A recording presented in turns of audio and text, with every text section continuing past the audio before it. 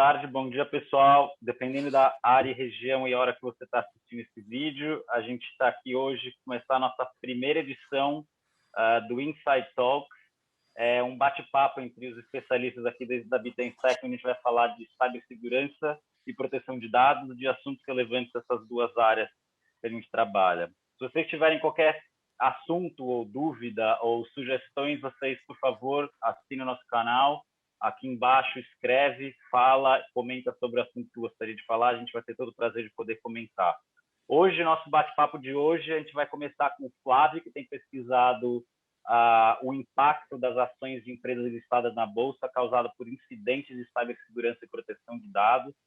Então, Flávio, eu vou deixar com você aqui e vamos bater esse papo. Obrigado, Gabriel, pela introdução. Bom, eu vou compartilhar aqui, né, um pouco sobre uma pesquisa que eu fiz, né, porque diariamente a gente identifica centenas, né, de vulnerabilidades, não só nós, né, mas os especialistas, cibercriminosos, hackers, né, e todo mundo no seu dia a dia, né.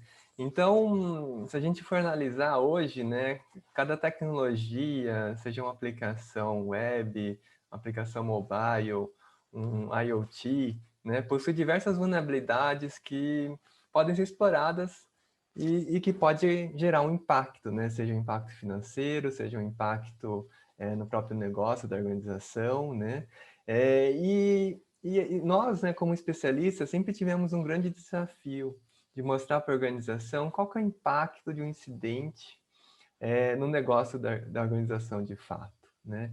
E com base nisso, eu comecei um estudo, né, analisando a Bolsa de Valores, né? Que, no caso aqui especificamente, eu comecei a analisar a B3, né, que é a antiga Bovespa, e como é que as grandes organizações, né, que tiveram alguns incidentes em 2020, qual foi o impacto que elas tiveram qual o impacto elas tiveram devido a esses incidentes cibernéticos? Bom, vamos lá. Então, o primeiro exemplo, né, que eu gostaria de trazer aqui para essa Insight Talk aqui, foi o caso da Natura, né, que tem como código NTCO3. Eu vou até compartilhar aqui um pouco sobre a minha tela aqui, para poder mostrar um pouco mais as informações para vocês aqui.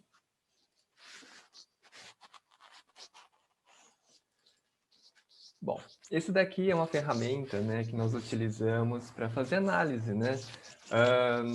E essa ferramenta, ela mostra, de uma forma geral, como é que está o andamento, né, das ações das organizações na Bolsa de Valores. Nesse caso, especificamente, na B3. Então, o que eu gostaria de mostrar, né? Só para também alinhar um pouco, né, o conhecimento aqui, o que nós estamos vendo aqui, né? Nós estamos vendo aqui os chamados candles, né? Então, cada um desses desenhos aqui, né? Ou seja, se a gente for traduzir, o candle seria uma vela. Cada uma dessas velas, né? Ela nos diz como é que foi, né, o comportamento da ação dessa organização no dia, né? Então, nesse caso aqui, ele está mostrando cada um dos dias, né, como é que foi o comportamento da ação no respectivo dia. Um caso bem interessante, né, se a gente for até olhar aqui, né, eu estou colocando aqui o NTCO3, né, que é o caso da Natura. No dia 19 de maio de 2020, teve um incidente envolvendo vazamento de dados pessoais. Durante o dia, aconteceram alguns... Só um minuto aqui, deixa eu só dar um zoom aqui para a gente poder analisar um pouco mais em detalhe aqui. Opa. Pronto. Então, aqui nesse candle, o que a gente pode entender com base nisso daqui? A gente consegue interpretar que é um chamado candle negativo, né? Ou seja, o que seria o candle negativo? Ele iniciou, né, em um valor, né? A ação iniciou em um valor, no caso aqui iniciou em R$ 33,01, e ela fechou abaixo do valor de abertura, né? Então, ou seja, ela fechou em R$ 32,56.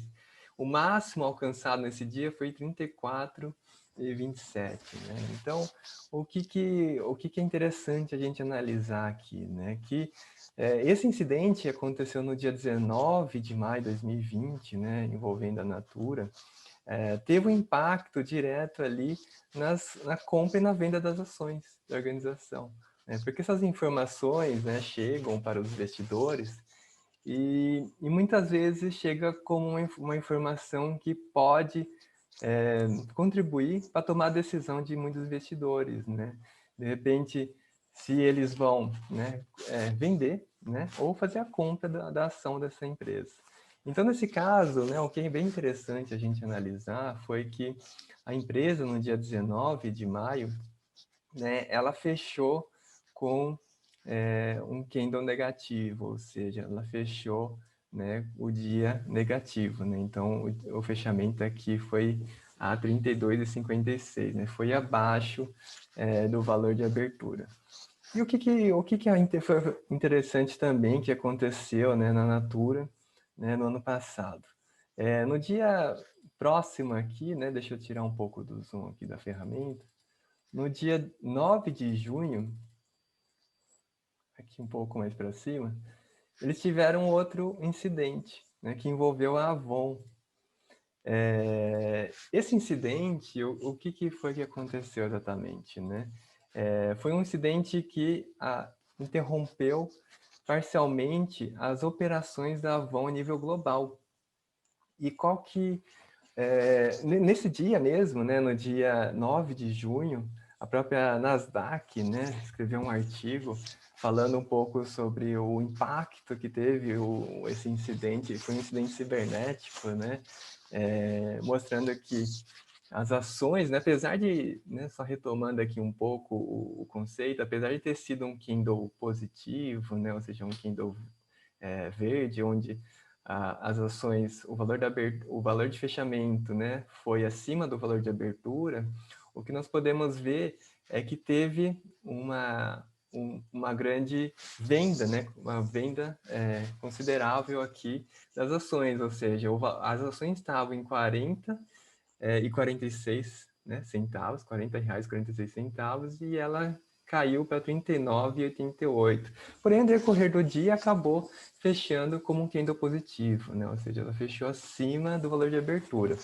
Mas esse incidente específico, ela não parou por aí, né? Então, ela iniciou no dia 9, ou seja, no dia 9 foi o dia onde o incidente cibernético foi divulgado, né?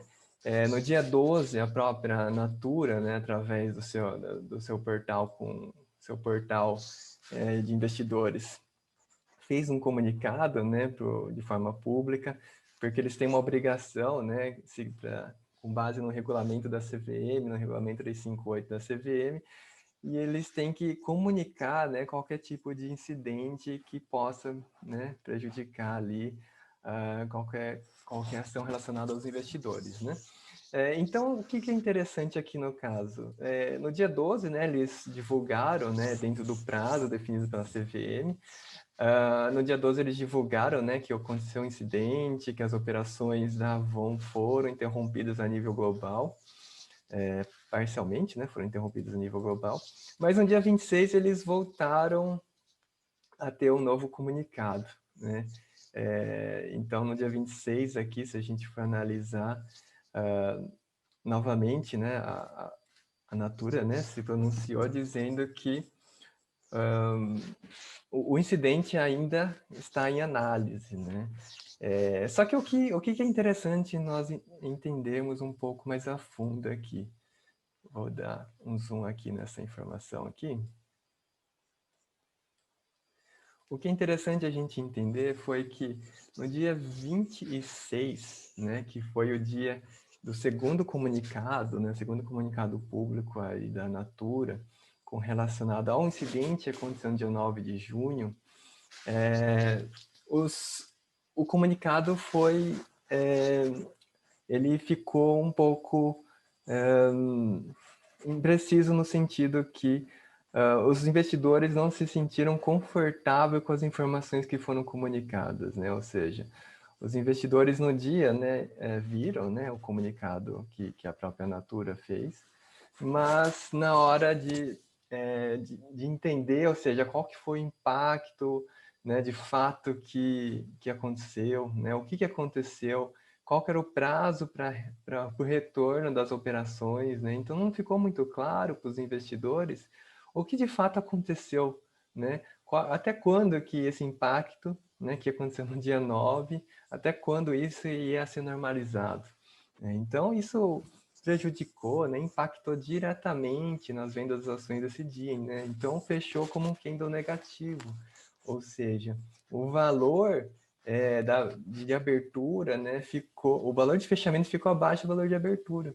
No caso aqui, nesse dia, o valor máximo alcançado foi de R$ 42,13, mas o valor de fechamento foi em R$ 39,90, né, chegando à mínima de R$ 39,46. Né? Então, a gente começa a entender que como é que o mercado, né, começa, somente um mercado onde a gente fala no mercado dos investidores, né, de compra e venda de ações, um mercado, ou seja, um público que é um público mais rigoroso, né, nossas decisões, né, que consomem muito conteúdo para entender de fato qual que é a situação da empresa, se está acontecendo algo que pode influenciar na tomada de decisão deles de compra ou de venda de ações, entre outras decisões. A gente começa a entender que essas questões relacionadas aos incidentes cibernéticos, né, têm um impacto direto na tomada de decisão de muitos investidores, né, que se sentem confortáveis em, muitas vezes, em investir, né, em comprar as ações da organização porque aconteceu um incidente e eles não têm uma visão muito clara do que aconteceu, como aconteceu, quando que vai retornar à normalidade, né? Então, ele tendo ali isso aqui é um exemplo bem interessante porque mostra tanto o impacto financeiro quanto o impacto a nível operacional, né, da organização, que teve aqui uma série de transtornos. Então, é um pouco disso, né, que foi o meu estudo, né? Eu posso até depois falar um pouco mais detalhado de alguns outros casos, né, que eu tenho analisado, como aconteceu, por exemplo, da própria Embraer ano passado, né, que teve um problema também de incidente cibernético. Então, é uma forma bem interessante a gente começar a analisar esse mercado, entender como é que de fato, que um incidente cibernético ele pode impactar tanto a nível operacional, né, como financeiro, uma organização. Bom, aí que você, eu abro aqui, né, trago aqui um pouco para a conversa, né, tanto o Gabriel quanto o Sérgio Recupero, para falar, né, o que eles acham, qual que é a opinião deles com relacionado a esse tema aqui. Você, Flávio, você que está... força, Recupero. Deixa eu colocar algumas questões aqui que eu acho que são importantes em cima das considerações que o Flávio fez, né?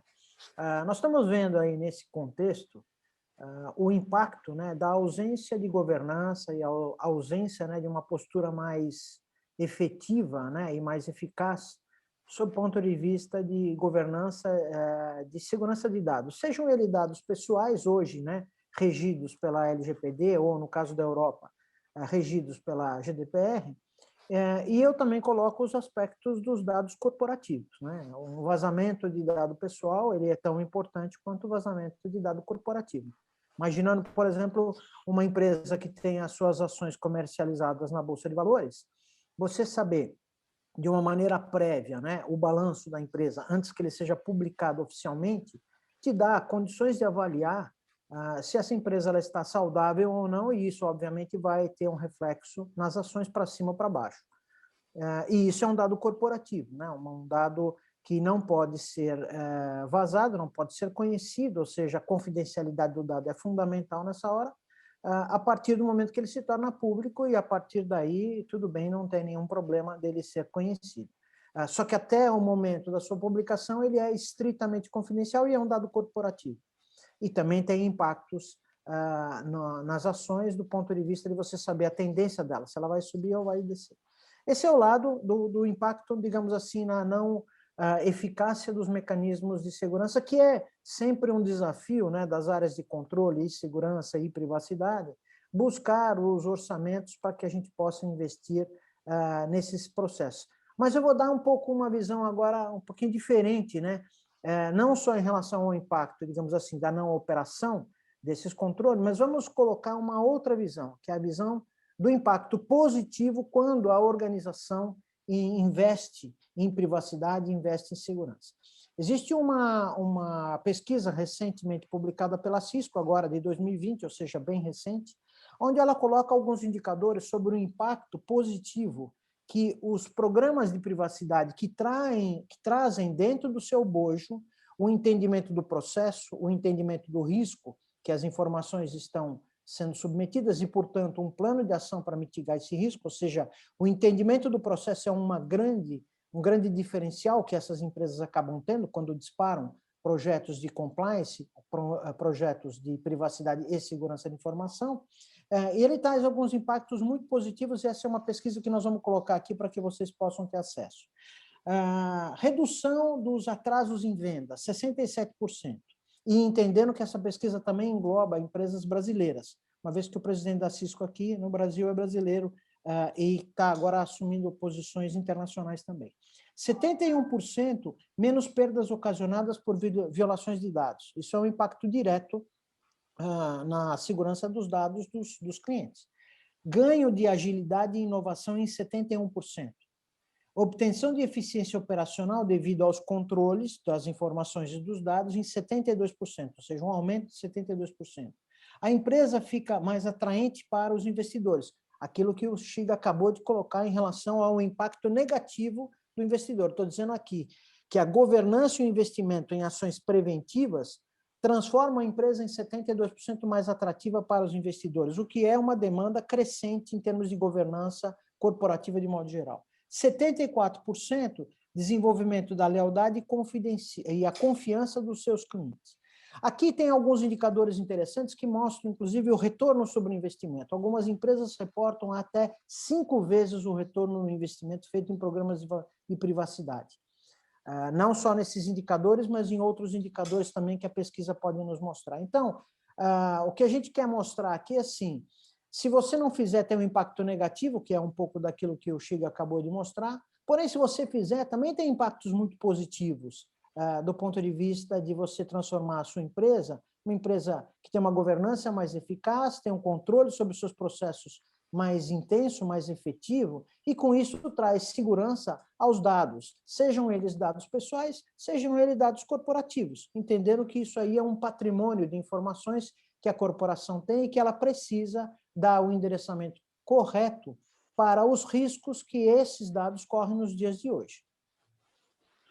E o que você, Flávio, que tem investigado esse mercado, principalmente esse de ação de investimento, você que está mais antenado agora nessa área, você já vê um movimento de investidores utilizando essa base de informação, por exemplo, de vazamento de dados, de incidentes de cibersegurança, ou que sejam empresas que sejam mais, que, por exemplo, lançam, por exemplo, uma campanha ou alguma tecnologia que tenha impacto direto em compliance ou privacidade, investidores caminhando para utilizar essa base de dados, informação, né, se a gente pode dizer, para tomada de decisão na compra e venda de ações. Você vê isso já? É algo que já tem corrido? O que você tem visto por aí? É muito comum, né? Assim, é até interessante essa pergunta, né, Gabriel? Porque eu acompanho o mercado não só no Brasil, mas nos Estados Unidos, na Europa, né, aqui em Portugal também. E eu acompanho bastante de perto, né, como é que estão o mercado das ações das empresas, né, de grandes empresas, desde empresas como Tesla, o próprio Facebook, até empresas no Brasil, né, como a TOTVS, a Natura, entre outras, né.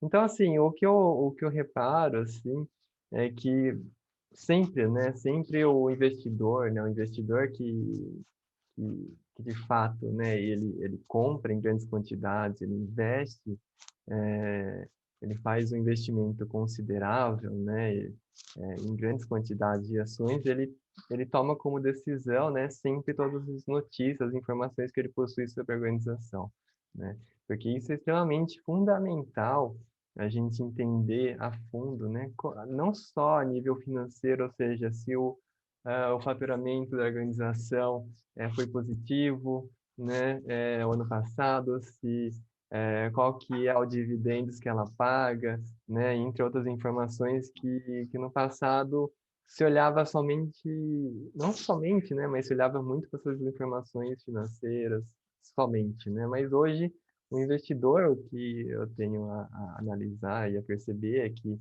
eles sempre analisam as informações como um todo, né, não só a tendência, né, com a tendência dos gráficos, seja análise gráfica, mas também todo tipo de informações, e informações que podem, né, por exemplo, até um caso bem interessante, né, uma grande organização no Brasil, a Home, né, ela ganhou um processo judicial há um tempo atrás, né, durante esse ano, início de fevereiro, mais ou menos, ali, e as ações dispararam, né? Porque aí, com o ganho, né, desse processo judicial, as ações dispararam porque eles tiveram um faturamento maior, um faturamento considerável.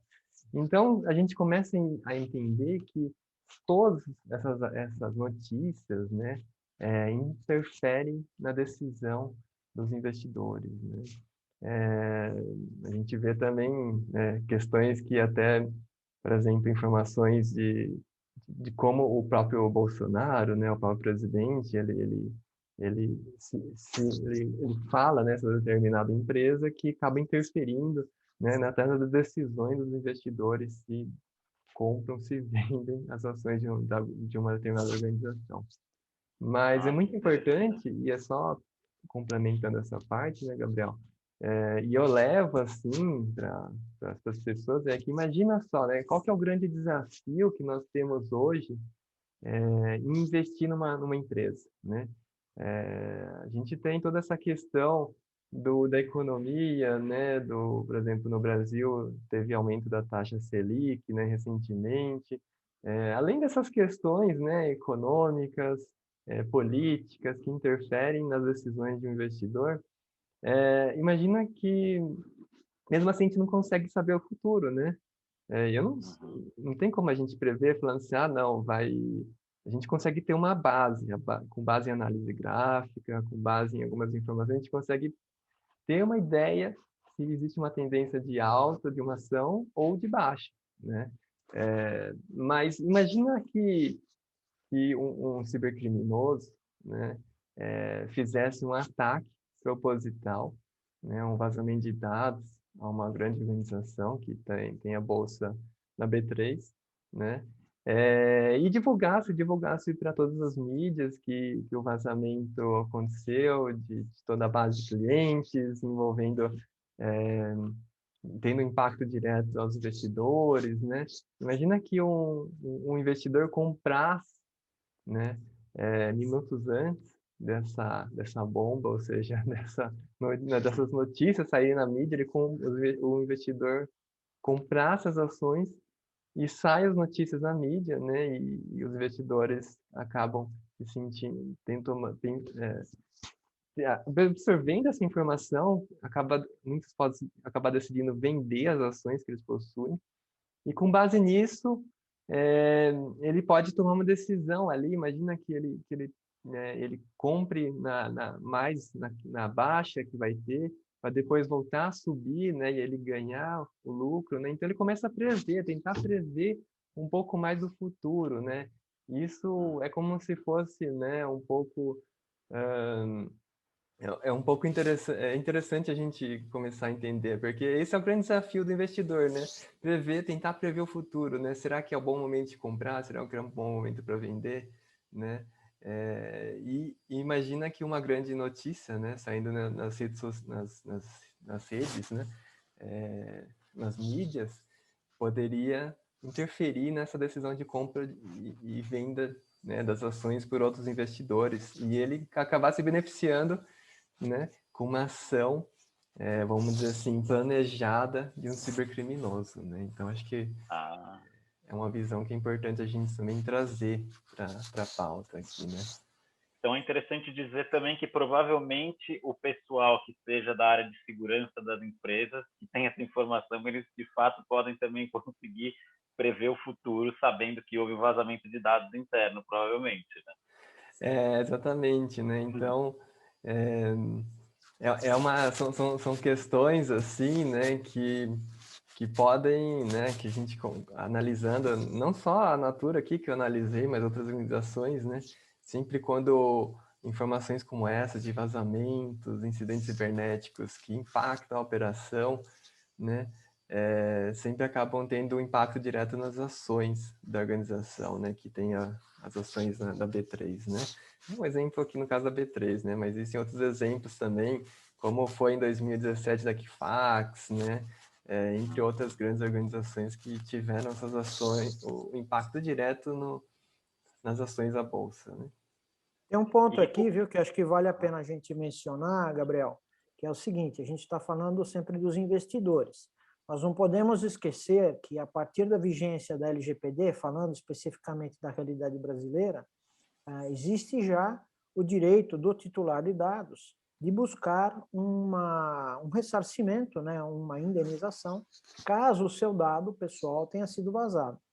Então, a despeito de que um vazamento pode gerar um impacto no investidor, e isso representar uma queda nas ações ou, eventualmente, outros desdobramentos, a gente não pode esquecer que os titulares de dados que tiverem seus dados impactados por uma situação de vazamento têm, de pleno direito, amparado pela lei hoje, um embasamento legal para buscar uma indenização. E isso a gente já viu acontecer, né? Já temos alguns casos aqui no Brasil reportando esse tipo de embasamento, onde o juiz deu ganho de causa para o titular do dado. Imagina agora se você tiver um vazamento com um volume expressivo, né, de dados de clientes e um percentual desses clientes entrarem com uma ação de indenização. As organizações, de modo geral, vão sentir um impacto grande em relação ao seu contencioso, impacto significativo junto aos seus processos jurídicos, porque vai ter um conjunto significativo de ações em andamento, e isso sem falar no eventual prejuízo, né, que isso vai gerar do ponto de vista financeiro, porque uma vez que isso já tenha sido tramitado em julgado, entendendo que a gente já tem alguma jurisprudência definindo, né, o ganho de causa para o titular do dado, isso vai representar um prejuízo para as empresas. Então, a gente está vendo, né, que o não investimento, porque eu entendo que isso não é gasto, isso é investimento. O não investimento em privacidade, segurança de informação, e a gente entende isso como um conjunto, né, integrado de ações, não exclusivas só para dado pessoal, porque, no meu entendimento, não faz muito sentido você proteger o dado pessoal e não proteger o dado corporativo, no sense isso, mas a gente entendendo isso daí, que é um investimento, e entendendo que o mundo digital, né, que as empresas estão, até mesmo alavancado pelo cenário da pandemia que nós estamos vivenciando, elas estão definitivamente integradas ao mundo digital, é uma questão de sobrevivência das empresas. Porque o cenário de ameaça, o cenário dos cybercriminosos, do crime organizado, cada dia é mais organizado, cada dia ele é mais consciente de que o mundo digital é o mundo onde ele consegue obter um ganho financeiro com baixo nível de exposição. Muito mais conveniente você evoluir nesse cenário do que você vai fazer um evento físico onde você tem toda uma exposição dos bandidos nesse cenário todo, que é muito mais impactante. O cenário digital é um cenário onde a gente vê muitas oportunidades rolando, basta você ter o soft skill necessário para investir nesse contexto. interessante. E, Flávio, o que você poderia dizer agora do que você tem observado desse mercado, principalmente agora com esse foco nos investidores, nas ações, nesse balanço? O que você poderia ver como... O que você acha que você poderia trazer como algum insight do que você tem visto, correlacionando a ideia da privacidade, cibersegurança e as tomadas de decisão dos investidores? Você acha que já chegou no investidor comum, naquela pessoa que a gente sabe que o mercado brasileiro ainda está crescendo, obviamente não é tão maduro quanto o americano, né, das pessoas serem muito mais terem muito mais conhecimento, já investido em ações desde pequeno, se fala muito sobre o assunto. No Brasil, as pessoas estão começando a chegar nesse patamar. Você acha que esse tipo de informação que você compartilhou aqui agora, que obviamente o investidor mais profissional, se eu posso falar, faz muito sentido ele já entender e está muito ligado nas informações. Obviamente, um grande vazamento de dados já tem tomado aí as notícias, né, os headlines em todo o mundo, né? Então fica meio que fácil você identificar que qualquer informação catastrófica, né, o investidor vai prestar atenção. Mas você acha que já os investidores que estão iniciando, ou seja, você acha que esse tipo de informação já está disseminada no mercado, ou você acha que é algo que tanto os CFOs quanto as pessoas das grandes empresas listadas na bolsa, quanto a pessoa que toma a decisão de comprar e vender dessas que estão engatinhando aí no mundo das ações, você acha que já chegou nessa ponta aí esse tipo de informação? Não, perfeito, é uma ótima pergunta, Gabriel.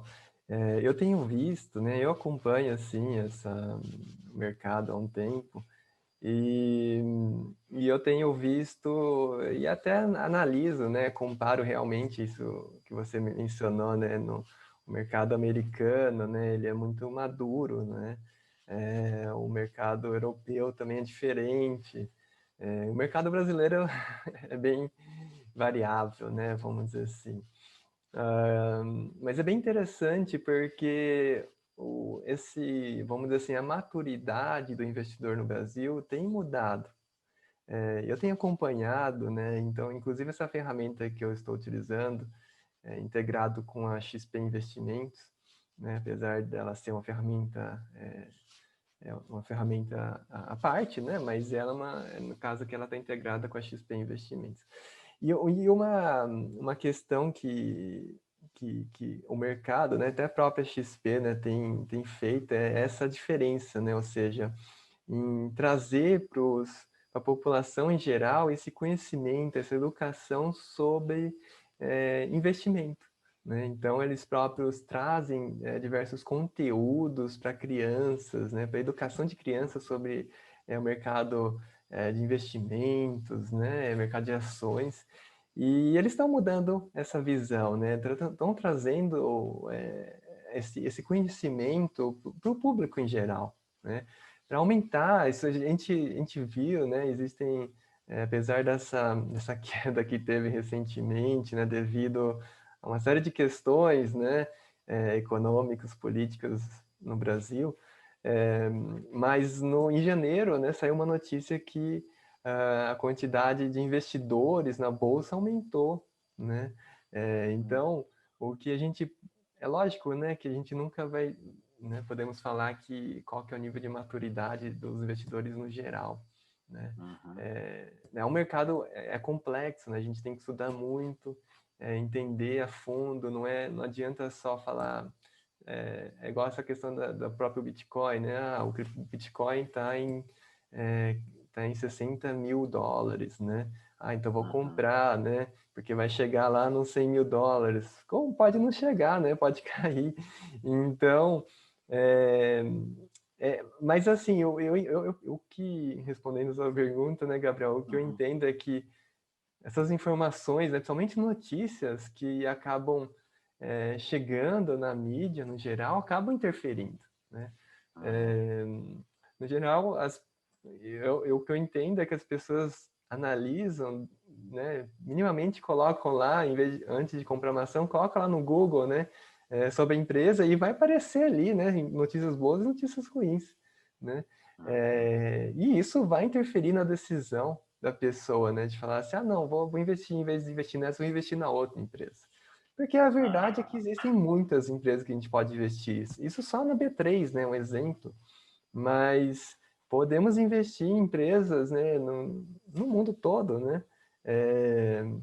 Mas esse exemplo, especificamente, né, se a pessoa, de repente, olhar e falar assim, não, eu acho que não, por algum motivo, seja por essa questão do vazamento de dados, ou seja por uma questão de um incidente cibernético, a pessoa vai se sentir desconfortável em querer investir naquele momento, porque vai acreditar que pode ter alguns impactos ali, e as ações dessa empresa vão cair. Então, ela vai decidir por outra, né? Porque existem tantas fundos imobiliários, existem diversas organizações que existem ações abertas para poder investir, ele vai acabar pode acabar optando por outra organização, investir em outra ação, né? Então, acho que a sua dica aqui de hoje seria para os investidores sempre buscarem dar uma olhada, conferir primeiro, né, a regulamentação compliance LGPD das regiões que ele está investindo e fazer a lição de casa para verificar as empresas que ele vai investir, se eles estão pelo menos seguindo o abecedário, né, do manual, né, para se eles estão minimamente nos conformes com esse tema. Exatamente, né, Gabriel? A dica que eu dou, né, para quem deseja investir, né, é analisar, né? Analisar como é que estão as notícias sobre aquela organização agora, né? O que a mídia tem falado. Não só olhar só para os dividendos, né? Quanto que a empresa paga de dividendos, porque isso é muito relativo, né? Mas também olhar para essa questão de tendências, né? Análise gráfica, análise técnica gráfica. Isso que eu fiz aí é uma análise, né? Análise técnica gráfica, para você analisar o chamado candlestick, né? Então, existe uma série de recomendações, mas é fundamental, né, que os investidores parem, olhem, né, para essas notícias que estão ali na mídia, né? Como a gente viu, o incidente na Natura aconteceu o primeiro no dia 19, o segundo no dia 9, ou seja, o primeiro no dia 19 de maio, o segundo no dia 9 de junho, mas você vê que no dia 26 de junho, ainda o mesmo incidente que começou no dia 9 ainda estava tendo ali impactos nas operações ali, né? Então é muito importante, né? E isso tem impacto, né? Se parou a operação, a empresa parou de vender, parou né? Isso tem impactos com certeza, né? Impactos na venda, impactos em tudo, né? Então é muito importante, né? A gente sempre olhar o contexto geral antes de investir, né? Falando sobre investimento, no caso, né? Boa. E Recupero, você mais olhando na parte das empresas, você que tem bastante experiência, né, de empresas listadas em bolsa, já tem uma experiência grande no mercado, você acha que as empresas hoje em dia elas já têm maturidade suficiente para compreender que esses impactos são reais? Você acha que é uma conversa que já existe há muito tempo no mercado?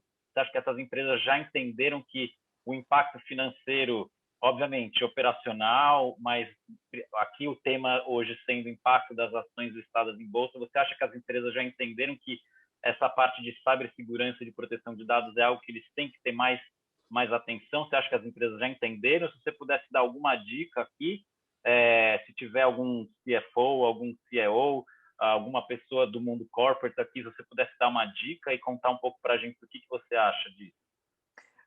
Gabriel, o cenário, quando a gente fala de empresas, né, que já têm as suas ações comercializadas na Bolsa de Valores, que é um pouco, né, do estudo que o Shiga está trazendo aqui, ele, no fundo, ele define um pouco o porte dessas organizações, né? São organizações que já têm uma certa musculatura do ponto de vista financeiro e do ponto de vista até de maturidade.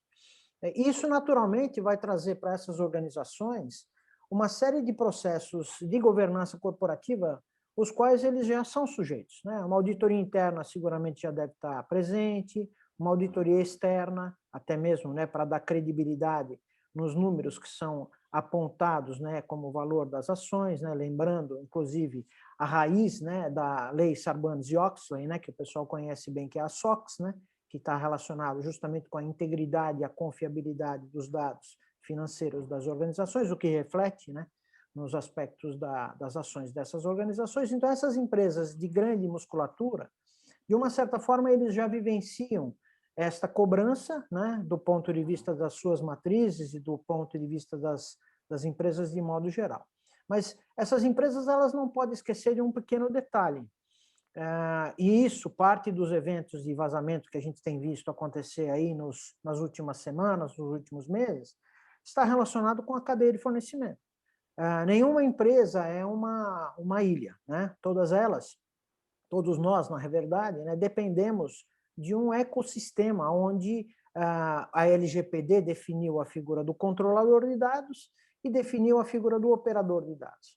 O operador de dados é o fornecedor de algum processo, né, que o controlador precisa, né, e que naturalmente vai consumir dados. Sejam eles dados corporativos ou sejam eles dados pessoais, né? Quando a gente fala da lei, você está falando de dados pessoais. Você está falando dessa figura definida, né, claramente na lei. Mas a gente não pode entender, não pode esquecer que mesmo os dados corporativos podem ter essa mesma característica, ou seja, em algum momento eu posso passar o dado corporativo para um operador realizar um processo qualquer, e aí eu vou receber esse dado de volta para dar andamento no meu processo.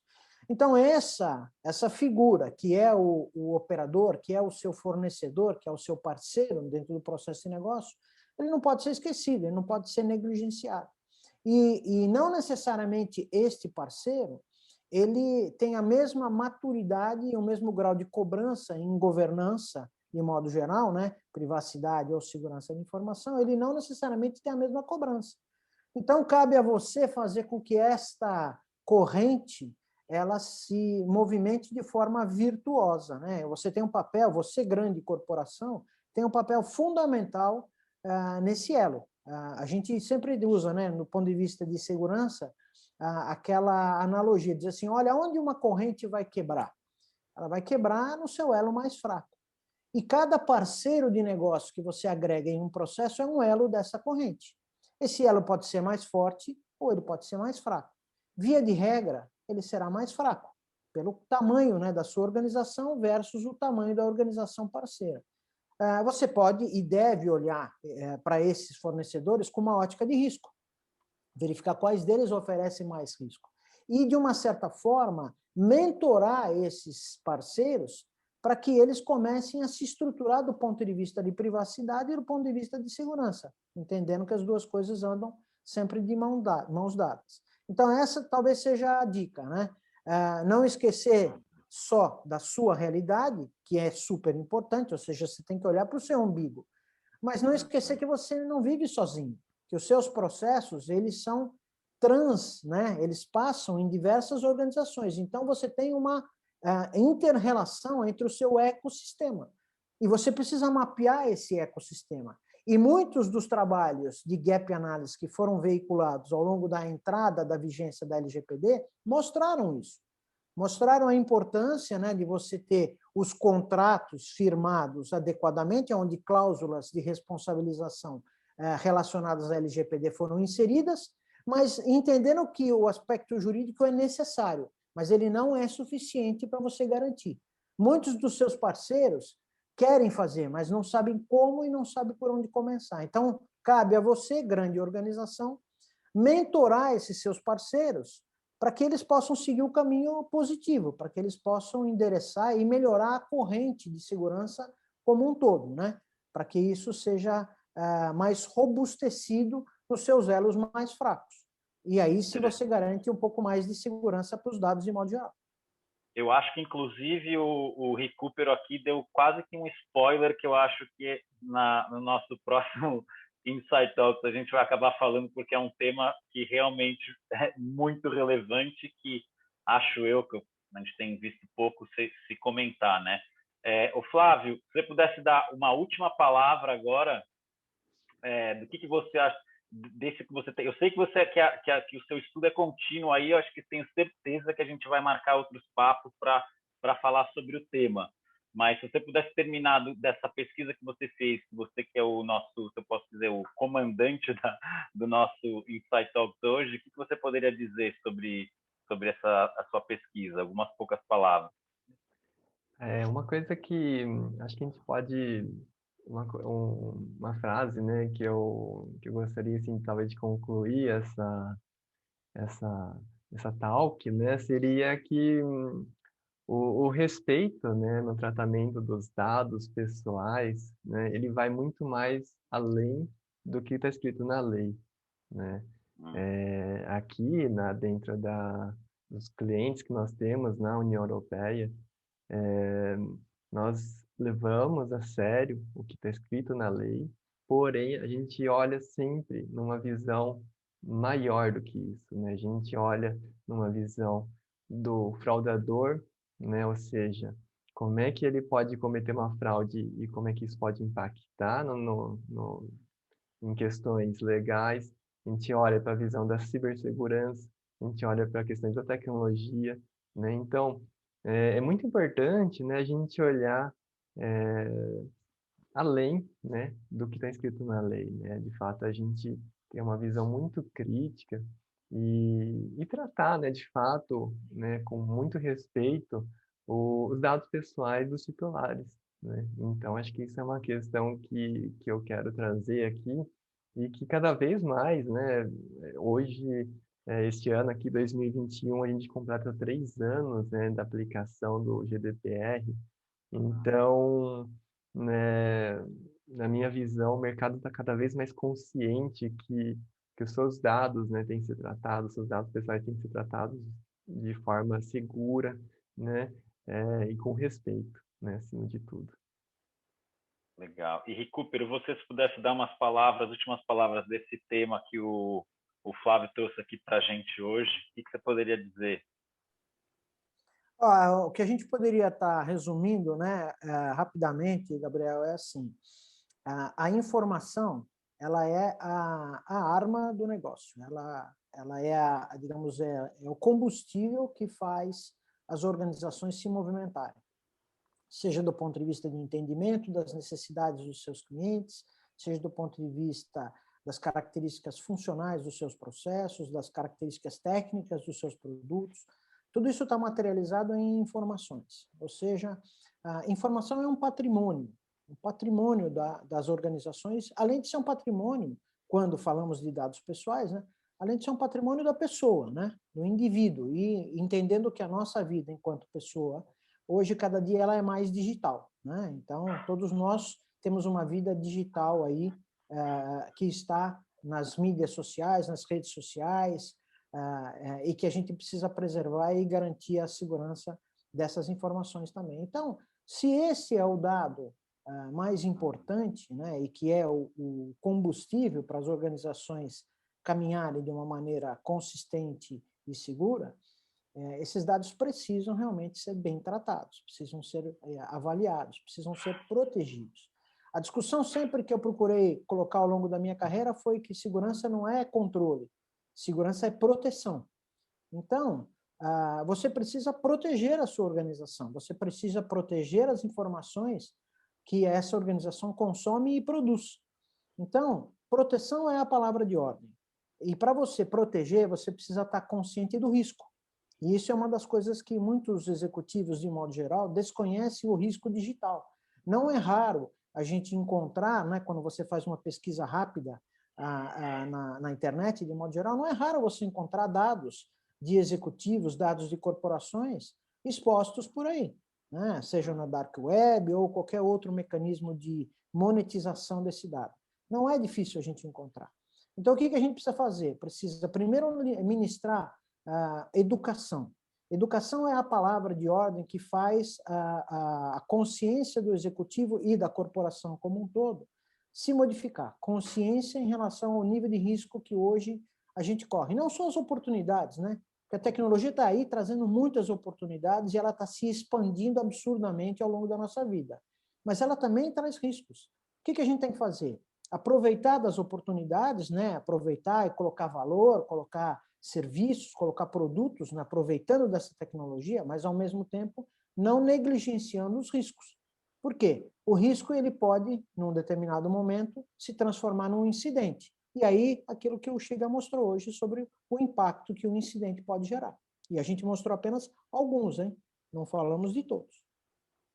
Legal, interessante. Bom, eu acho que pelo nosso primeiro Insight Talks aqui, acho que foi muito interessante. Foi um prazer estar aqui com vocês. Espero que breve para a nossa próxima edição aí do Insight Talks. Vamos pensar, muita coisa vai vir. Qualquer dúvida, comentário, vocês podem colocar aqui, o pessoal. A gente vai ter todo o prazer aqui em poder responder. Acompanhe, segue. A gente vai colocar os contatos aqui do Shiga, do Recupero, os dois especialistas aqui da Bitensec. A gente vai estar sempre pronto. Próximo Insight Talks, provavelmente, acho que a gente já deu um spoiler. Se vocês quiserem, acompanhar a gente.